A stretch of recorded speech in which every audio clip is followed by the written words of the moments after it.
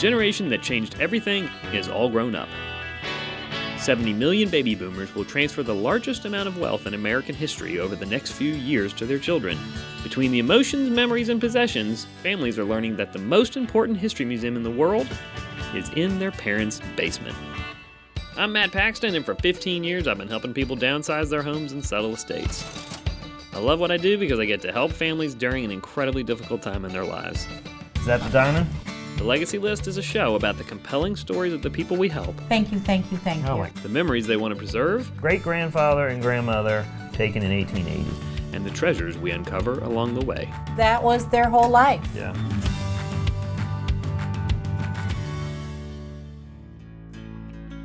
When I was 25, in 1 year I lost my dad, my stepdad, and both my grandfathers. And I had 4 houses to go through. And I cleaned, and I remember just thinking, this sucks. And I remembered my grandfather told me, man, do something nobody wants to do, and you'll always have a job. I'm a first-generation cleaner. I'm a third-generational hustler. When someone calls me, the family needs help. There's a big house full of stuff, and nobody knows what to do with it. I'm Debbie Buckingham. There's 2 houses. My aunt owns both of them, and she lives in one of them. The house was full of stuff, so she has a hard time getting around in that house. On their legacy list, some of the things that we wanted out of the house were these train locomotive plates, because they loved trains.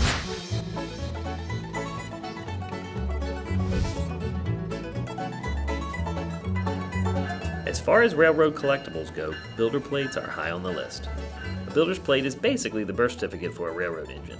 Each plate has the name and location of the train builder, then the date and the number of construction, which is kind of like a serial number. Collectors love them because a plate tells you exactly what train it belonged to.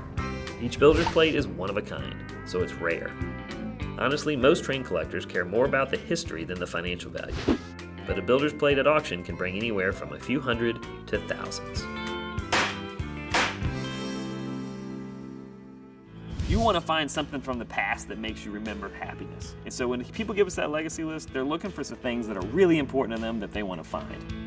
They've said, hey man, there's 1 million items in this house, and there's 4 that matter to me. I don't care if we lose money. Damn it, I better find those 4 things. All right guys, this house, it's a little messy, I've been told. And we got how many days to do this? 2 days. Okay, 2 days, so we gotta hustle.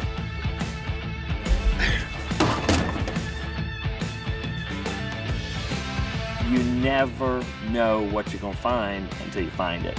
The gold mines are usually where the books are. They'll hollow books out. I look for like new nails in a floor. That lets me know that there's a secret box under there. Man, we look at every possible inch. I actually found Evel Knievel's suit that he wore when he jumped over the fountains at Caesar's Palace.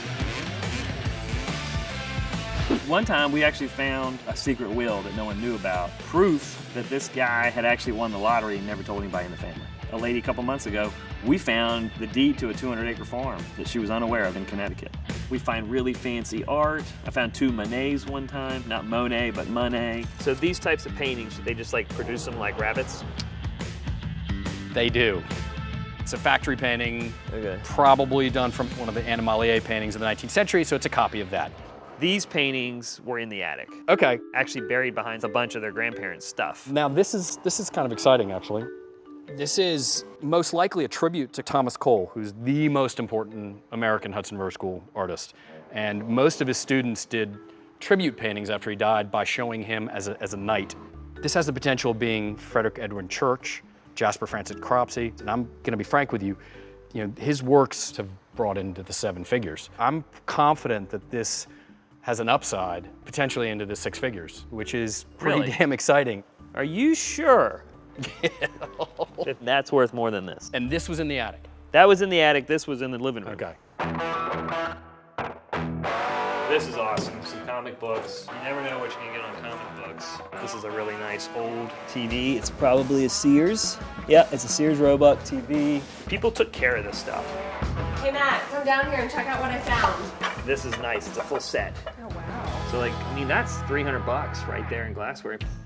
Jamie manages our crew and manages our client. The most fascinating thing about this job is being in their homes and going through their stuff and learning about their lives. Mike is one of my best buds. Mike is a stuff expert. This was an old oil lamp or gas lamp from the early 1900s. I've been doing this 15 years and I have never seen anything like this.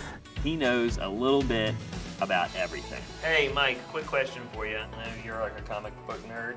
I need you to tell me what these are worth. This one is the New Mutants, 98, February. Oh, okay. Oh, man. That comic book was the first appearance of Deadpool. It's probably about 100, 125 bucks. So like a guy that's not going on any dates, he'll buy this, right?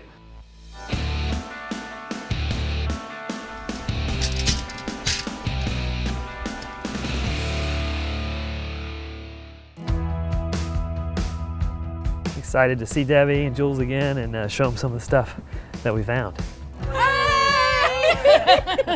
It is so good to see you. I brought a bunch of boxes with stuff I want to show you, so let's go take a seat in there and I'll bring them in. Oh, great. I'm hoping this is your mom. Yep, that's Mom. We were looking and looking for her. And here she was underneath the couch. She was underneath the couch in the living room. Yeah, Yeah. Mom liked to travel. The bird plate. Pictures. Aren't they pretty? Oh, yeah. They're beautiful. They're gorgeous. These are They're train Oh my plates. the train plates, and these are back when they were GE, locomotive company. Are these ever cool? We searched for 3 weeks to try to find these things. They were buried under the bottom step. This is historic. It has emotional value. I mean, your aunt and uncle were the top experts in that region, and all I had to say was the last name. And I would get any museum in the country to pick up the phone and talk to me. Oh So it was really cool. I learned a lot. And I'm still not sure how Uncle Don actually got all of these plates. I'm not really sure that it was the most up and up scenario, because he had some plates that were one of a kind. So I don't know if he was sneaking into train stations late at night and taking them off or what. Or all the way, or But it you was knew. totally accepted in the industry that Don got them. Their whole life was trains. When you find something on that legacy list, it is an awesome, super exciting feeling. It's kind of like putting the last piece of the puzzle in. Is that the diamond? Well, there it is. What is it, Neil?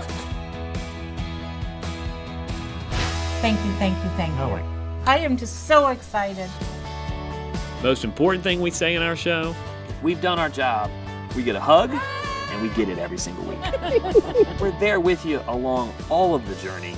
Hey, there we go. This looks like a show about stuff. I am surrounded by stuff. But this is a show about family, about love, and about memories.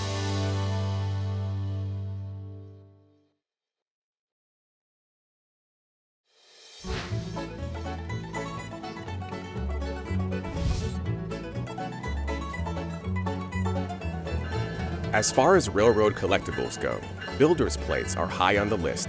A builder's plate is basically the birth certificate for a railroad engine. Each plate has the name and location of the train builder, then the date and the number of construction, which is kind of like a serial number. Collectors love them because a plate tells you exactly what train it belonged to. Each builder's plate is one of a kind, so it's rare. Most train collectors care more about the history than the financial value, but a builder's plate at auction can bring anywhere from a few hundred to thousands. From about 1850 to the 1920s, most of the train manufacturers were big companies like American Locomotive or GE Transportation. But Virginia had a handful of smaller train companies that propped up the South's locomotive industry. The Norfolk and Western Railway was one of the biggest and best. The N&W plant in Roanoke made both train engines and rail cars. The success of the N&W was one of the main reasons Richmond was chosen to be the capital of the Confederacy in 1861. The rail line's nickname was King Coal because it shuttled more coal tonnage than any other rail line, most of that hauled from Appalachia's mines to the ship docks at Newport News for export. The line is still in business today as the Norfolk Southern Railway. But the N&W wasn't the only Virginia railroad company with important history. The Richmond and Danville line was a small railroad, but it played a big part in ending the Civil War. The R&D was the railroad shipping food and supplies to the Confederate soldiers stuck at Grant's 9-month siege of Richmond and Petersburg. Petersburg was the hub for 5 major rail lines, and Grant knew that if he could capture it, he could cripple the South. In 1865, Grant successfully cut the railroad supply lines. General Lee realized that his lifeline to the rest of the South was gone. He finally surrendered the next month at Appomattox. How cool would it be to have the builder's plate for the last train stranded outside Petersburg? That's why collectors get excited about these plates. The truth is, nobody in the family is quite sure how Aunt Dottie and Uncle Don got their plate collection. Builder's plates were bolted to the inside of the smoke box, the front part of the engine car. The early ones were heavy cast iron, then the later ones were stamped steel. It's illegal to pull these plates from active duty locomotives, and they aren't really something that fall off the trains. Uncle Don did a lot of walking the rails and visiting train yards. It looks like he found plenty of interesting collectibles along the way.